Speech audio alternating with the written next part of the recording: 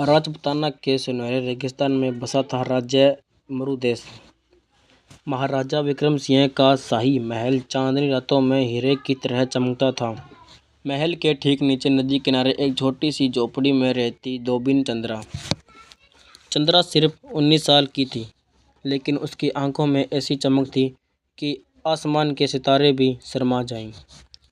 दिन भर वह राजमहल के रेशमी कपड़े धोती, सुखाती और इस्त्री करती थी।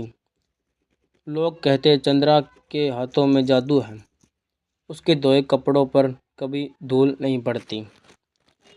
एक दिन जिद्दी राजकुमार अर्जुन सिंह घोड़े पर सवार होकर नदी के किनारे आया। वह अपने पिता के कहने पर शादी के लिए राजकुमारी ढूंढने निकला था, लेकिन किसी राजकुमारी को पसंद नहीं कर पाया। उसका स्वभाव था घमंडी, जिद्दी और बेलगाम। उसके चंद्रा को कपड़े धोते देखा। सूरज की किरणें उसके गिल्ले बालों पर पड़ रही थी। राजकुमार ठिठक गया। तुम कौन हो? उसने घमंड से पूछा। चंद्रा ने सिर झुकाकर कहा, महाराज कुमार, मैं धोबिन चंद्रा। अर्जुन हंसा। धोबिन, और इतनी सुंदर लगती तो परियों जैसी हो। चंद्रा मुस्कुराई। परियों तो महलों में नहीं, जंगलों और आसमानों में रहती है कुमार। उस रात राजकुमार को नींद नहीं आई। चंद्रा की आंखें उसके सपनों में घूमने लगी। अगली सुबह उसने चंद्रा को बुलाया। मैं तुम्हें महल में रखना चाहता हूँ। तुम मेरी विशेष दासी बन सकती हो। चंद्रा ने शांति से जवाब दिया, महाराज कुमार, मैं किसी की दासी नहीं बन सकती। मेरे पास अपना काम है। राजकुमार गुस्से से लाल हो गया। तुम जानती हो मैं क्या मांग रहा हूँ? मैं राजकुमार हूँ। चंद्रा ने आंखें उठाई। और मैं धोबिन, दोनों की दुनिया अलग है।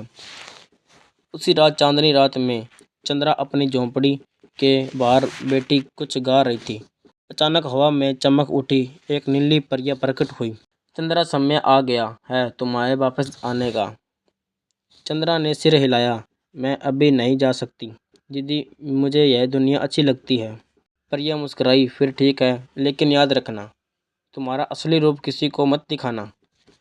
तीसरे दिन राजकुमार ने चंद्रा को जबरन महल लाने का हुक्म दिया। जब सिपाही उसके झोंपड़ी पहुंचे तो झोंपड़ी खाली थी। सिर्फ एक पुराना फटा हुआ राजशाही अगरखा पड़ा था, जिसे चंद्रा रोज धोती थी। राजकुमार क्रोधित होकर नदी किनारे पहुंचा। वहां चंद्रा अकेली बैठी थी। तुम मुझसे खेल रही हो, उसने तलवार निकालते हुए कहा। चंद्रा ने धीरे से कहा, कुमार, प्यार जबरदस्ती नहीं होता। अर्जुन ने तलवार फेंक दी और उसके पैरों में गिर पड़ा। मुझे माफ़ कर दो, मैं पागल हो गया हूँ, तुम्हारे बिना जी नहीं सकता। चंद्रा ने उसके सिर पर हाथ रखा।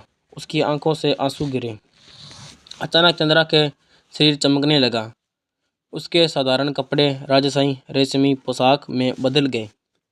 उसके पीछे दो विशाल चांदी जैसे पंख निकल गए।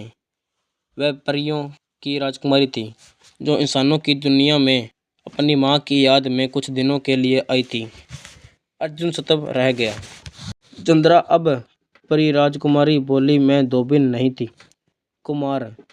मैं सिर्फ यह देखना चाहती थी कि क्या कोई इंसान सच्चे दिल से एक धोबिन से भी प्यार कर सकता है। तुमने घमंड छोड़ा, जिद छोड़ी और मेरे पैरों में गिर गई। राजकुमार रो पड़ा। तो अब तुम चली जाओगी? चंद्रा ने मुस्कुराते हुए उसका हाथ पकड़ा। नहीं, मैंने भी तुमसे प्यार कर लिया, लेकिन मेरी शर्त है, तुम्हें हर महीने के एक दिन मेरे साथ परियों की दुनिया में आना पड़ेगा।